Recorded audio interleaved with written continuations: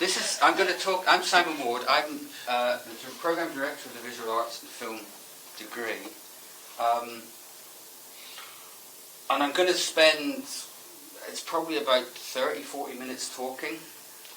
And I may ask questions. You are allowed to answer them. The parents are also allowed to answer them. Or guards are also allowed to answer them. No one has to speak though. If you don't speak, it's fine. I'll just keep going and I'll just talk. I don't really believe in talking for 40 minutes because, as I'll say later on, in terms of the way a lot of this program is taught, the lecture as a kind of form of teaching is dying. Okay, COVID has probably finished it off. Because the idea that you will sit here for 40 minutes and not look at your phone and not want to get up and run around, it's, why? And anyway, so there will be different forms of teaching are emerging. Out of COVID, but also out of the desire, I think as well, the desire for face-to-face teaching and learning is, I think, going to be very strong in coming years. Because, well, I've got an example of that which I'll talk about later on in the course of this, towards the end of this 40-minute monologue, which hopefully will not be too monological. Right, so I'm Simon Ward. I'm going to talk about visual arts and film, which is a relatively new degree. And I have to really talk about where it's come from to explain where it's going and what you might get out of it. Okay, now I've got, I don't know, can I have a quick show of hands of prospective students? I don't want to guess who's, because there may be mature students. 1, 2, 3, 4, 5. Okay, that's fine. Just a sense of how many prospective students have in the room. And what I often ask when the groups are a little bit smaller is, what are you doing for A-level or similar? I'm not going to ask that just now, but I'm happy after this session if people want to stay behind and have a chat with me. One of the things though that this programme does not require is any particular grounding in any particular discipline. There may be some of you doing history of art, there may be some of you doing photography, there may be some of you doing film studies.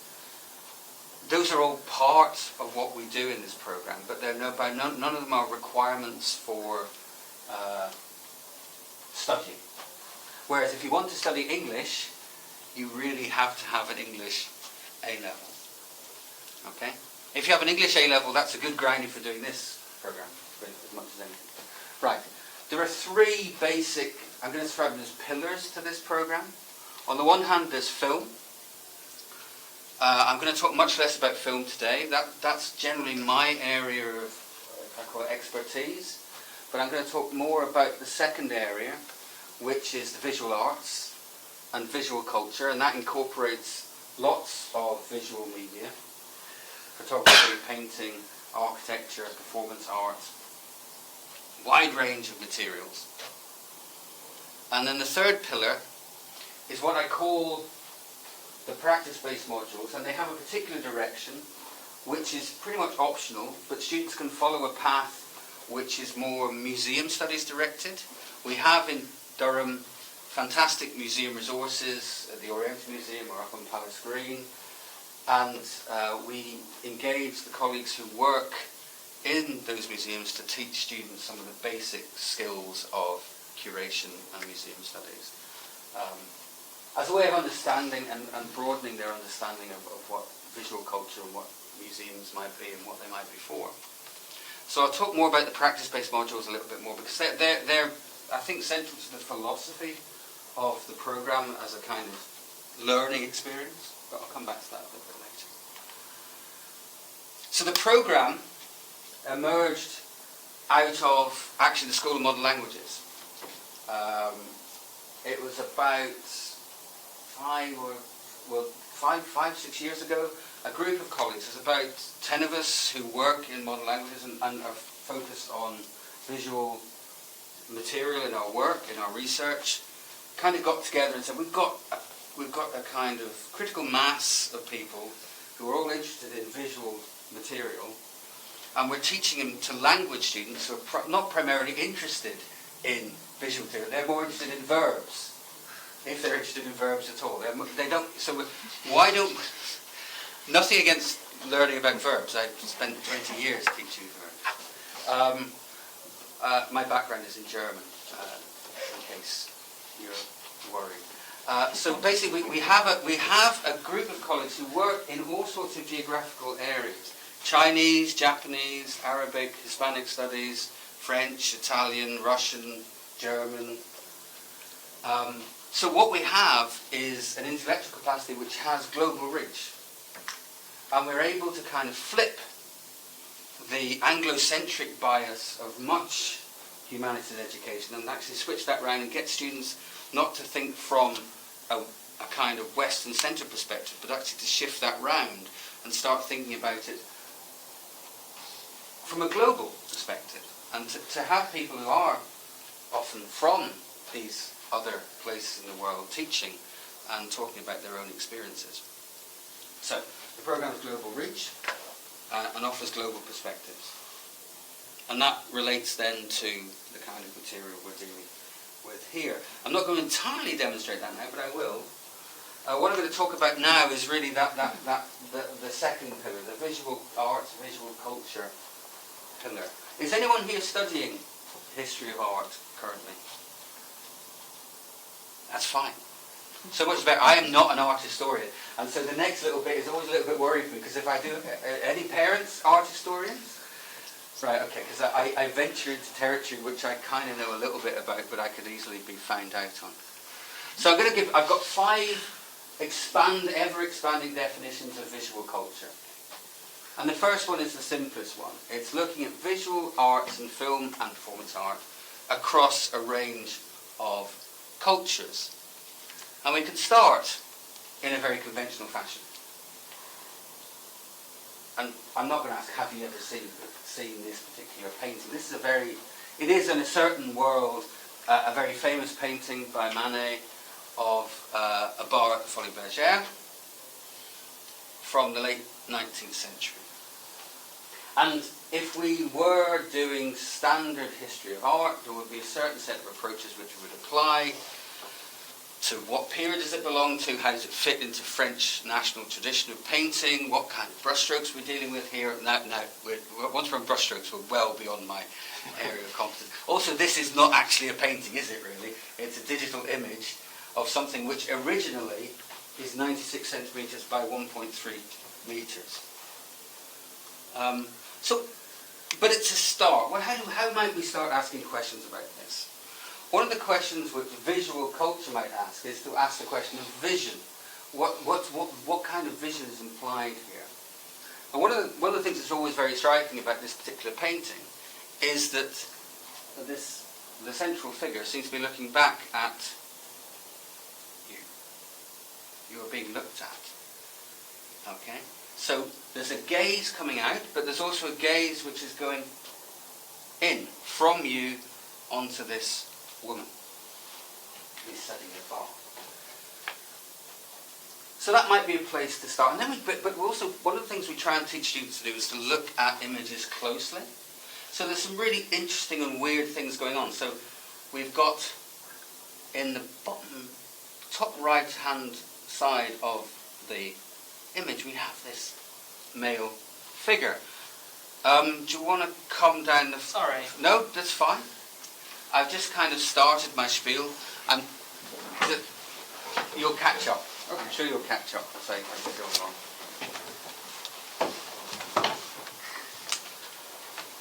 So one of the things we might ask is, what's this guy doing here? And there's obviously some kind of mirror effect going on. So there's a question here about gaze, about the fact that the woman is there being gazed upon by a man. She's gazing back. But the man is almost invisible. You are almost invisible here as you look at this woman. So, and then we can also look here at what's on the bar. On the bar are a series of items to be consumed. Okay? A lot of drink. But the woman is kind of in a line of things to be consumed, so she's also there for consumption, there for the consumption by the male gaze, there for consumption by men dressed up at the bar. Okay, that's fine, we can start with that, but that gives us a starting point. And then we can go to another form of representation of women, perhaps. We leap forward 40 years. Now this is a very different form of what we might call visual art. You can see this is from the German context now. This is a portrait. The title is The Beautiful Girl. Is this a beautiful girl? Yeah? Oh, you've spoken now. Yeah, I'm gonna. Sorry, what's your name? Ben. Ben. Cheers, Ben. Tell me, just no pressure. Tell me what you see. Disembodied figures. You've got some hair without a face. Lots of BMW logos. And a face in the back there. And a body without a face in the front. Body without a face, face without a body. Disembodied, fragmented. A fragmented female figure. Yeah, that's excellent stuff. What are you doing with all these BMW signs? What's that make? You able to do anything with that? Just so random. It's a bit of a weird logo in amongst the parts of the woman, and then you've got what looks like a wheel and a hand crank. It's a bit of a weird combination of things. It is. It's undoubtedly very strange. How's this been put together? What materials are being used here, Ben? Yeah, it says photo collage, so I assume it's physically cut out, so photos have been laid on top of each other. Yeah, where have these photos come from? So Any thoughts? Where would you get photos? Where would you get these images from? Magazines. Magazines. So what we have here is a transformation of visual culture. We go back to Manet. He's got his oil, he's got his brushes. We're now constructing artworks out of mechanical visual production. We're now in a culture where images are being mechanically produced, industrially produced, and they're being cut out and being used to make images of women as machines. So it's a machine world which is now being reflected upon and being used in the material, both in the representation of women and also in the material. It's very much investigating what modern culture looks like in the 1920s. A machine culture which is dehumanizing. You talked about disembodied there. It seems dehumanizing. And these are kind of questions that are still very contemporary now in the way that as we move towards an age which is increasingly automated in intellectual production. This is an era where industrial production is being automated. Okay. So we can set the Manet alongside the Hannah Höch, and we can think about the way in which representations of women are changing, are being questioned. Hannah Höch is obviously a female artist making art about femininity. And we can move forward, we could jump forward another 50 years to photography, a different visual medium. And we see that photography is also engaging in the kind of questions which we sort of identified with the Manet picture. This is called Picture for Women, but it's still basically a picture of a woman. But what do we see now in this image? What else is also visible in this particular image on the right hand side? It should be bigger. Anyone can answer, it doesn't have to be perspective. What can you see? The camera. The camera. So the technology is now, whereas the technology was kind of highlighted in the Hannah Höch by the way in which it's been put together. Now Jeff Wall is putting the camera centre. The technological production is now at the centre, whereas Manet kind of disguises this with his brushstrokes. The camera's now at the centre. And who else is present in this image? The cameraman is also present, looking at the woman in the mirror. So the mirror has kind of come back as well here.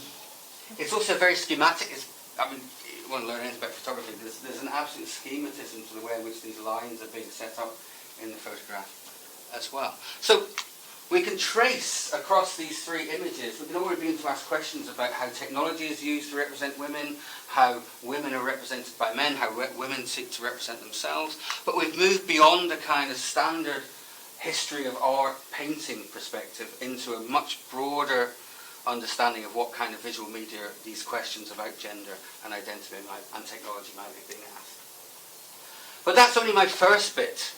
We can also expand visual culture in order to raise questions of vision and begin to think about how cultural and historical understandings of vision have been shaped across centuries. So one of the beauties of working in this program for me is that I work with colleagues who come from different intellectual traditions, so from Arabic, from Hispanic studies, as I say, from Chinese, from Japanese, and I learn from them. It's not that they just teach the students, I learn from working with them. So when I was putting this presentation together for the first time, I wanted to use the image on the right here. René Descartes, from his Principles of Philosophy, key Western philosopher, thinking about the science of vision. I said, this is really interesting. We can kind of begin to understand how vision has been understood with the optic nerves and so on in the 17th century already. And my Arabic colleague says, well, yeah, fair enough. But actually, Descartes is working from an Arabic tradition which goes back another 5, 6 centuries before. And suddenly my kind of Western-centric assumptions about where vision had come from were being problematized and given a little bit more historical depth by my colleague coming from the Arabic tradition. So we can think this again was to kind of demonstrate the way in which vision is something we take for granted, and certain assumptions about vision we take for granted, and these can actually be interrogated a little bit more. The fact that we take for granted what we see is something which, again, visual culture, in this case film, has used to undermine those assumptions. Take a walk down into Durham and look at the cathedral. The cathedral is there, the cathedral is always there, it feels like it's stable forever. Now, when the Russian Revolution took place in 1917, the new Russian administration had the job of teaching a bunch of illiterate peasants who couldn't read how to understand the revolution.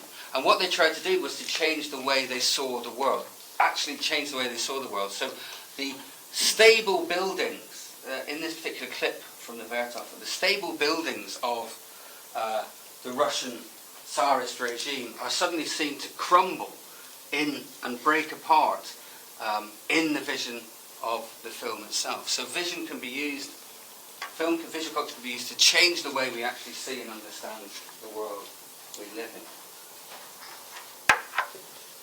But we're not just stuck with film and visual art in a conventional sense. We work also with images that are not art. Scientific images, advertisements, posters. For example, this. I think very often, one of the beauties, of course, about the technological reproduction of the images, it can be produced any number of times in any number of sizes. And here we have this poster produced, obviously, in 1914 as part of the initial war effort, very famous image, which is then perpetually reused and memified in the current world to lampoon or pastiche whichever particular political leader you feel today needs to be lampooned. But this is also part of our domain. We can think about how these images circulate, what political meaning they have, how are they used, how are they reproduced, and so on. These are also part of visual culture as we understand it. Now this is being produced by the government in 1914, but one of the things, of course, that has happened over the last century is the democratization of image production. So my fourth aspect of visual culture is to think about the ways we engage with the world through making and displaying images ourselves. At this point I ask how many people actually have an Instagram account. No one's going to... You have one. You have one. Excellent. You have one. Excellent. Well, we have one as well. The program does. We have the... look it up, Visual Culture DU. It will give you a real... Someone's on their phone already. They're absolutely spot on. It will give you... we use this account to give people a sense and promote a sense of the kind of activities we're doing as part of the Visual Arts and Film Programme, the Visual Culture Master's degree in Durham. And in this particular case, we have a student who in second year of the programme has just won this year the photography section of the Durham Student Art Prize. And this is what's interesting for me about this is what we work with, what we teach are about visual media, and but also that's very much that can be embedded for students in the wider student experience. There's lots of opportunity for students who want to work on film, who want to work in theatre, who want to work with photography, to actually work within the wider student experience in the societies. There's only so much we can teach in an intellectual environment, but actually to join with like-minded colleagues and students across the university is something that you can do. Grace took this photograph of, it's not particularly well produced because in many ways I'm more interested in the fact that it's being disseminated globally by the Visual Culture Durham Instagram account. Grace took this photograph of a bingo hall in North Durham, in Gilesgate, where a lot of students live. This bingo hall, built in the 1920s, I think, and it kind of bears aspects of 1920s architecture, has now been sold off for student accommodation. So something that was actually central to the working, I'm going to call it the working class community of North Durham, their bingo hall, has now been disappearing. And what, in a sense, Grace was doing was documenting the disappearance of certain ways of living, certain forms of lived practice of the working classes of Durham under the pressure of the student market. Not that I have anything against students coming to Durham whatsoever, as you can imagine. But the thing as well is that Grace understands that this is a medium which can then communicate beyond the simple boundaries of where she is. It can expand, it can reach further, it can make a political point. And that really brings me then to the way in which we can study practices and politics of looking. The politics of seeing and being seen, which were implicit really in the Manet painting, which we started with, and the struggle over images and spaces. So Grace's photograph of the disappearing bingo hall also feeds into that. But the most classic example in many ways is the toppling of the Colston statue in Bristol in 2020, and its replacement by a statue of a Black Lives Matter protester. This is an example of visual culture as a political process. What images are allowed to be seen, which images are considered need to be removed. One of my favourite aspects of this image of the toppling is that everyone over here has their camera out, taking pictures of this statue as it disappears into the river. So those are my 5 definitions. They're 5 working definitions of visual culture. They give you a sense of the range of material that can be brought into discussion when we're looking at a visual culture, visual arts and film. We're not bound by any particular prescriptive canon. It's not like studying English where, Shakespeare, yes, you have to do Shakespeare, you have to do Beowulf.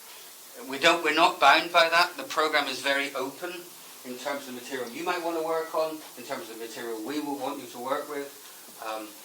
There is a lot of flexibility. And flexibility is actually a key word for this programme, which I'll come on to talk about now. So if I come back to my 3 pillars, one of the things we were able to do when we set up the programme, we were setting up a programme from scratch. So we were not bound by the kind of traditional structures which would exist for teaching and learning and say, and I keep using English, anyone want to study English? Perfectly reasonable degree to study. Actually, I'm not having to go at English at all. I'm just saying, if you wanted to reinvent an English degree, you would be coming up against lots of people who would say, well, the only way to teach English degree is a lecture and a seminar and an essay. That's the only way. That's the only thing I can possibly imagine as a form of teaching. And we weren't bound by that. We were all basically coming to say, we're going to invent a new degree. We don't have to be bound by the same forms of teaching, learning and assessment. So the forms of learning we try to emphasise, and it's not always possible in all cases, but most modules will be taught in small groups. There will be ever less of this kind of stuff, ever more of conversations, of discussion, of reading in preparation. So rather than sort of sitting there for 45, 50 minutes listening to someone talking about Beowulf, you're actually being asked to come to class to discuss in person what's going on. So the forms of learning are important. you're in a small group. The second cohort is just graduating, fingers crossed, in a couple of weeks, and there's about 16 in that year, and in the next 2 years, so this year's first year and the second year, there's over 20. 30 is probably the maximum that was originally designed or thought of as the number for the programme, which enables us to keep the group sizes small. That's absolutely crucial. If the university decides to expand the programme, they will have to give us more resource. It's as simple as that. So the idea of forms of learning is that the groups are small, and a lot of emphasis is also placed on group activity. I'll talk a little bit more about that in a couple of minutes. Forms of writing are also important. Again, if we come back to my straw man of the English degree, what you would write for almost every module in an English degree would be an essay, and an essay, and an essay. And writing essays is important. Academic writing is a very important skill, and that is one of the key kind of acquisitions of doing a degree at Durham, is that there's a certain kind of sense of a level of academic writing which you've achieved, particularly in your final piece of work, your dissertation. But I think those of us teaching on the programme are aware that those kind of forms of writing are quite limiting in terms of the flexibility that you will need in whatever career there is beyond university. A, as I tell my kids, there will be no job for life, and B, you will need to be nimble, you will need to be a flexible thinker and a flexible writer. So one of the things we do place a lot of emphasis on are different forms of assessment in writing. There's almost no exams. There's an exam at the end of the first year film course, but beyond that everything is basically coursework.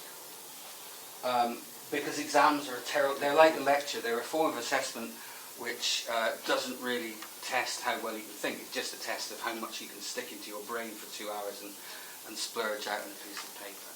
So we try and have forms of assessment which enable student reflection.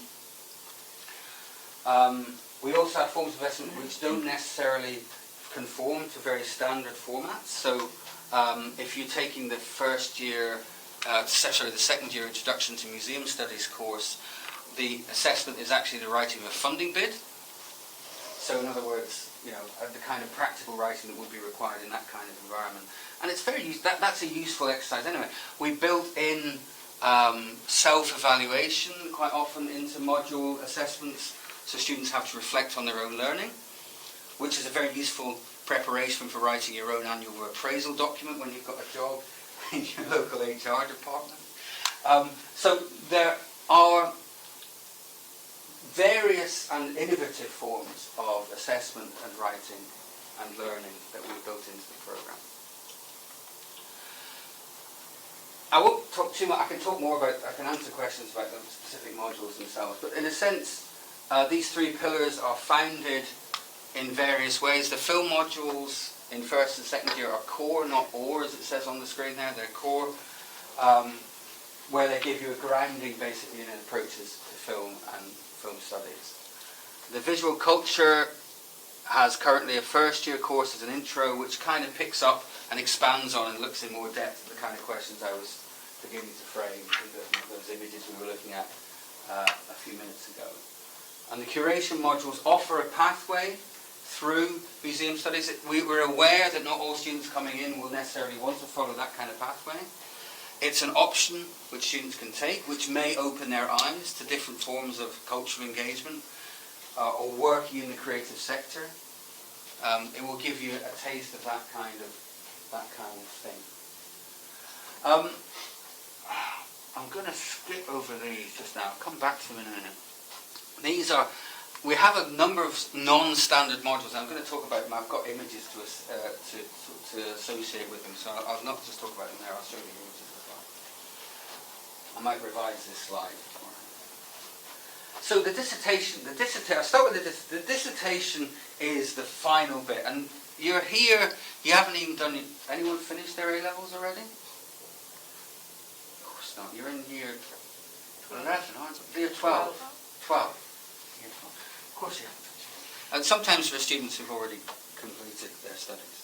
So this is a long way off. Some of you might be doing EPQs. Yeah? Okay, well, a dissertation is like a really big EPQ. Okay, and you're prepared for this all the way through in the modules you do in advance. The key thing about, I suppose, the dissertation in this particular program, and this brings me back to a broader point I want to make, is that the program has a lot of flexibility built in.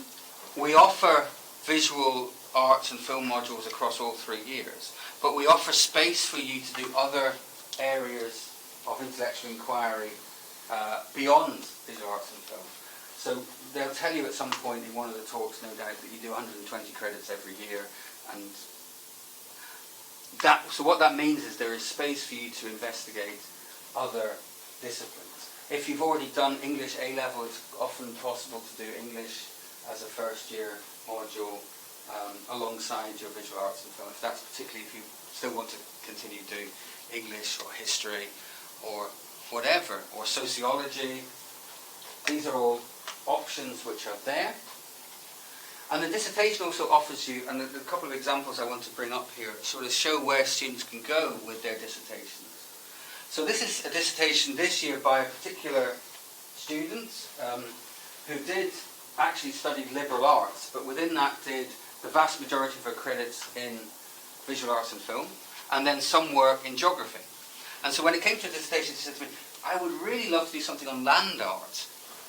And I know it's a bit of a niche topic, but it's really interesting. It enables me to bring my interest in geographical questions into connection with my work on visual arts and film. And so she ended up writing, as you can see, the title's a bit daunting, because it's a dissertation title, and she had to write 12,000 words. What role do artistic interventions into urban food production play in challenging the nature-culture binary? So this is an image of Agnes Dennis in a field in New York, a wheat field in New York in the 1970s. But that was a dissertation which emerged, as I say, from her own intellectual trajectory, where she'd studied visual arts and film, studied geography, and come up with this particular dissertation topic. This is another one where the student was really coming from a philosophical background, in particular, and wanted to work on time loop films. So many of you of a certain age will have seen Groundhog Day. Some of you of a slightly younger age may have seen Source Code.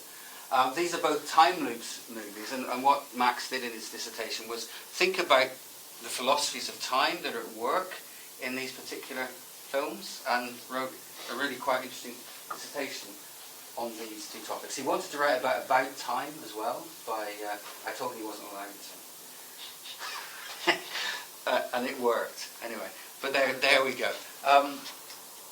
So the dissertation is another space where you can develop your own intellectual interests. There's a lot of flexibility, a lot of freedom, and we will help you hone the topic into something that actually works, but there is certainly freedom there. So what I'm going to do with these last few images is really just talk about the kind of learning experience. So this is my course that's currently called Art and Film Writing.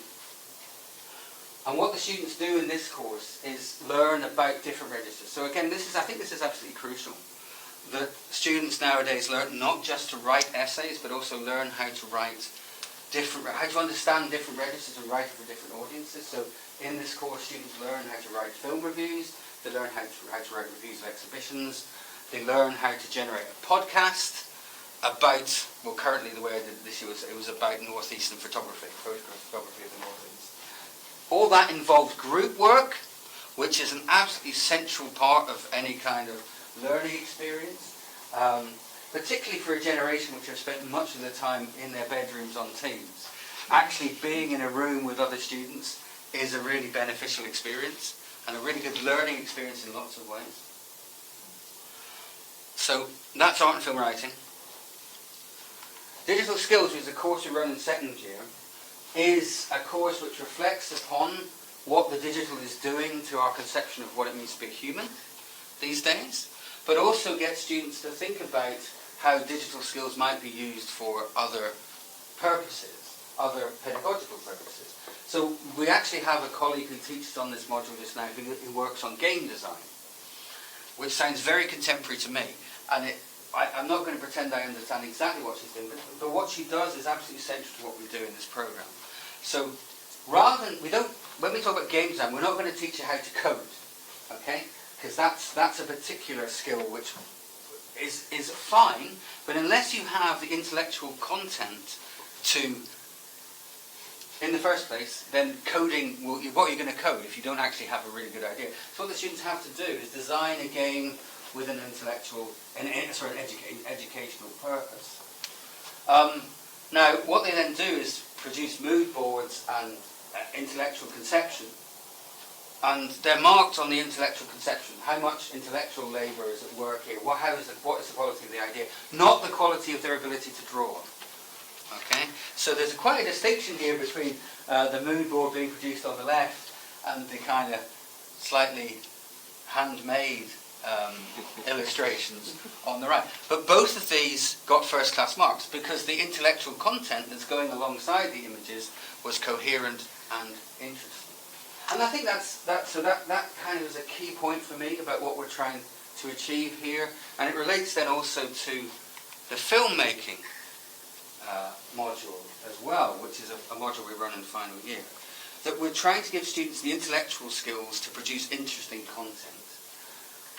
You can be trained in how to use code, you can be trained in how to use a camera, but if you don't actually have the intellectual depth to do something interesting, no one's going to be doing anything with you. So that's really what the intellectual remit of the program is to give students who will be going out. I started with the idea of where do you go and where will you end up working, which obviously is a question on parents' minds as much as on prospective students' minds. But the filmmaking module is really interesting as well because the students are put into groups with people they don't really know very well necessarily, and they have to then produce over the course of a term a 5-minute short film. We give them the equipment, we give them the technical support, they learn how to point the camera, how to use the sound boom, but they have to develop the ideas, they have to develop as a group a coherent script and then work coherently during the production week. So it teaches them all sorts of transferable skills beyond simply actually pointing the camera, all sorts of soft skills which you won't generally get if you're in a lecture seminar scenario where all you're doing is turning up, reading some stuff, writing an essay. I think that's the end of my slides indeed. So I've talked for 40 minutes, which is what I said I would, and I'm sorry. I hope you're still with me. I'm now willing to take any kind of questions that you have. I'll just go back maybe to here. Jonathan. I just thought maybe I should say who I am and why I'm here. Yes. My name is Jonathan Long. I'm also a member of the teaching team on this course, and I'm going to be giving the presentation tomorrow. I'm not some kind of senior management conducting a surveillance exercise or anything like that. Why not? Why not? But one thing I was going to mention also is that we have a very deep partnership with the BFI, the British Film Institute. One of the things that this does is gives you free access to BFI Player, which is their on-demand film streaming service. So you can access hundreds of British and international films through that portal. The other thing that BFI delivers for us amongst a portfolio of activities is a series of careers events, which are specifically aimed at people who are intending to go into television or film as a career. And these cover every aspect of filmmaking, from accountancy and location searching on the one hand to script writing, script supervision, direction and casting on the other. So, you know, around the programme is the Visual Arts and Film Programme is this support from the BFI which can feed both into your studies and into your kind of longer term career planning. Yes. That's all I was No, that's a really good point, and we'll have to generate a slide. So I'll pop a slide on. You pop a slide. I'll share this with you. If I may, the other thing. So again, we're thinking about employability here, as all university degrees should be. One of the things we do offer in the final year is a work placement module where students can go out and work in cultural institutions around the northeast and learn about working in museums or cultural institutions as they are. So that, yes, to just pick up on the employability point which you made there, that's important. Jonathan is obviously keeping an eye on me. Yes. What's the split percentage-wise? Right, good question. Okay, so if I think maybe so Maybe I should draw a diagram. Yeah, so if you can look at the board over here, I'll kind of give a kind of brief mathematical.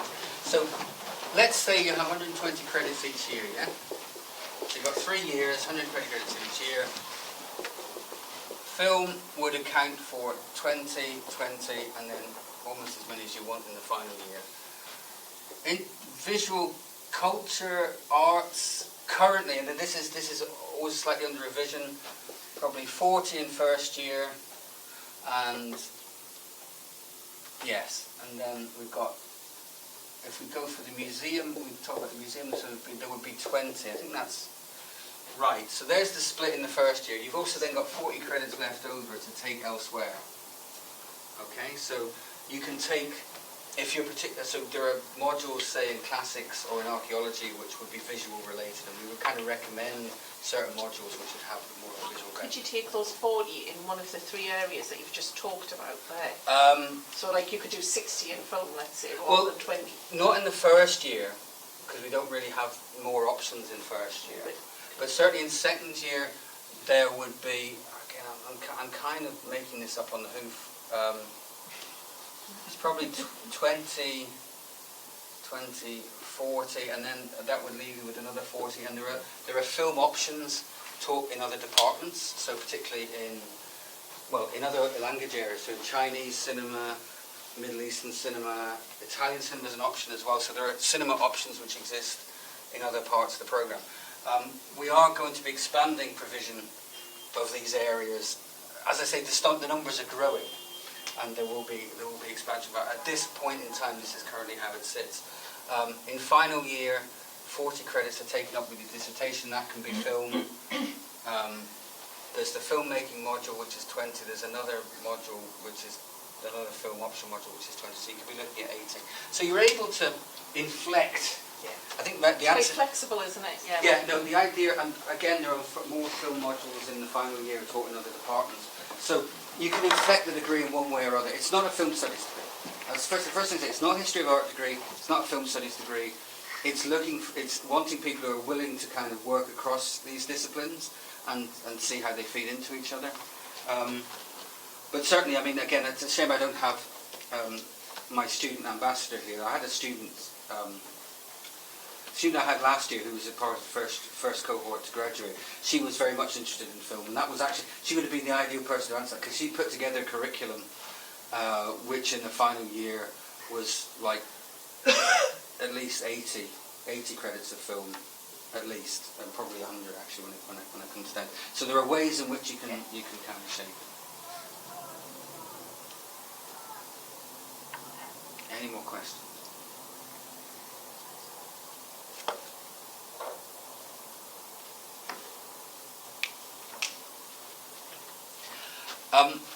You don't have to have questions now. It's often quite difficult when someone talks at you for 45 minutes to actually think of questions.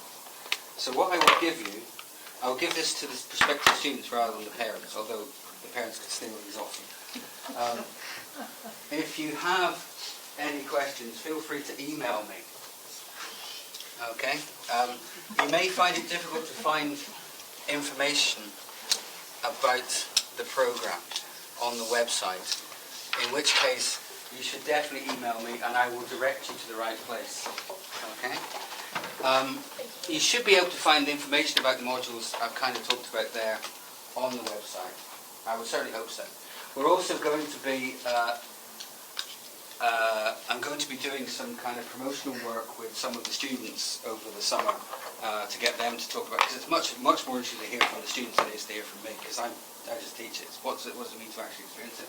So I hope we should have videos up by the end of the summer of students talking about their experience of studying on the programme, which I think for prospective students will be more immersive, is the word I'm looking for, and certainly give you a much more of a detailed experience of